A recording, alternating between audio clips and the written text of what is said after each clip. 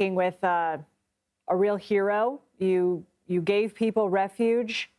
You promised protection in such harrowing circumstances. You said there were kids who ran in. What can you tell us about who ran in, what they were saying to you, what they were doing?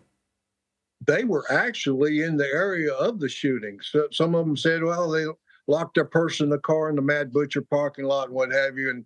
And we had an older lady that was, she was traumatized big time.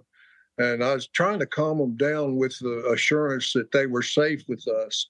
And but anyway, we got them carried to some of their family, and then we brought some of them back with us and left them in the building with us until their family or whoever come pick them up from the building there, and then after that we left.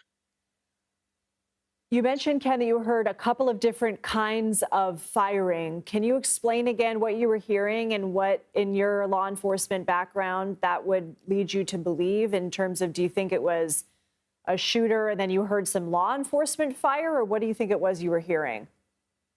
I can't really tell you, but I will tell you it was shotgun and small arm fire. It was just one right after the other. It was nonstop.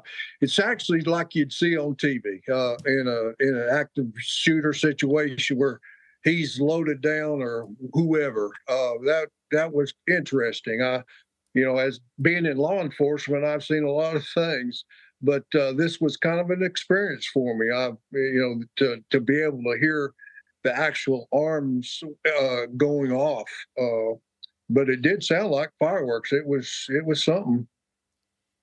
And I'll ask you a question that I asked David as well. You told us that you work at Spartan Intimidator. From what I can gather from a quick search, it's a dealership selling tractors, lawnmowers, and the like.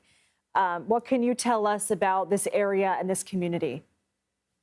We're at an intersection. It's a busy intersection. When everything was going down, the police blocked off the road towards the Mad Butcher, and there was a lot of ambulances, state police, city police.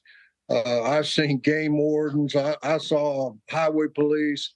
I saw pretty much all law enforcement that was available coming there. Now, I live in Warren, and I was even on my way home after we closed, and I met 6 or 7 more ambulances heading that way. And this was a good couple hours after everything happened. But anyway, I got a worker that works with me, and his mother works at the Rent-A-Center right there in the Mad Butcher parking lot, and she saw a lot of stuff.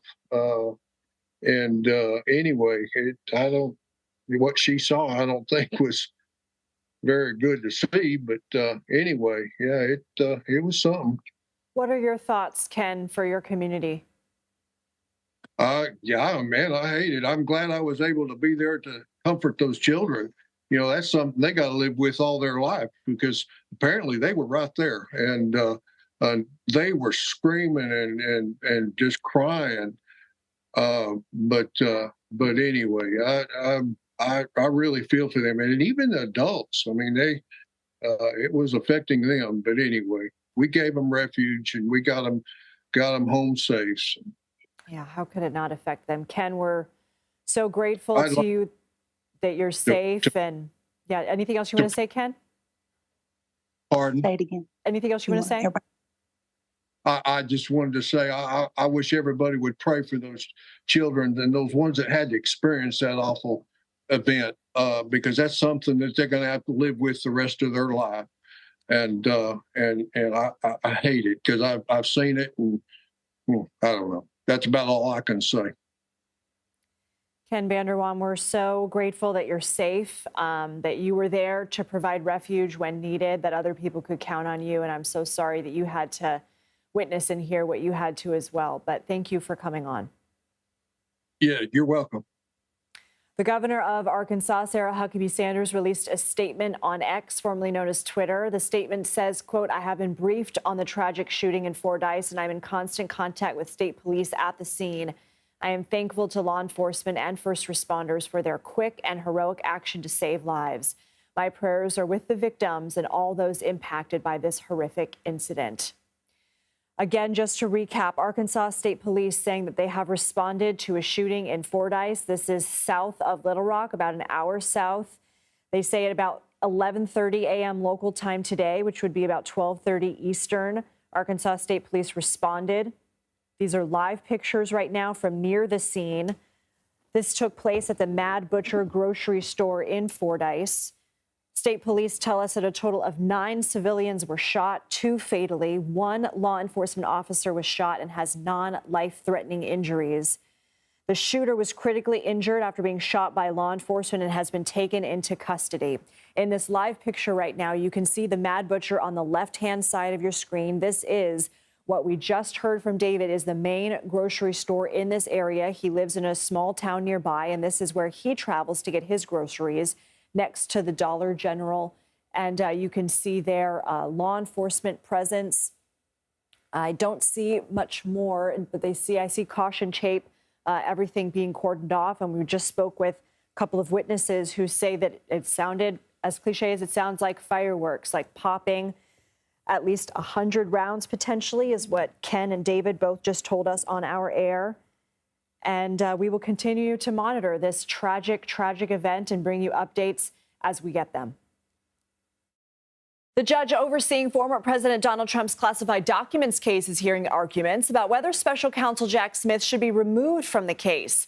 Trump claims that Smith was unlawfully appointed and funded to investigate the alleged mishandling of classified documents found at his Mar-a-Lago estate. The Justice Department has already dismissed the argument. CBS News campaign reporter and attorney Katrina Kaufman is covering this for us. She's outside the courthouse in Fort Pierce, Florida. Katrina, thanks for running out. What's happening inside? So we've been hearing arguments from both Trump's team and the prosecution regarding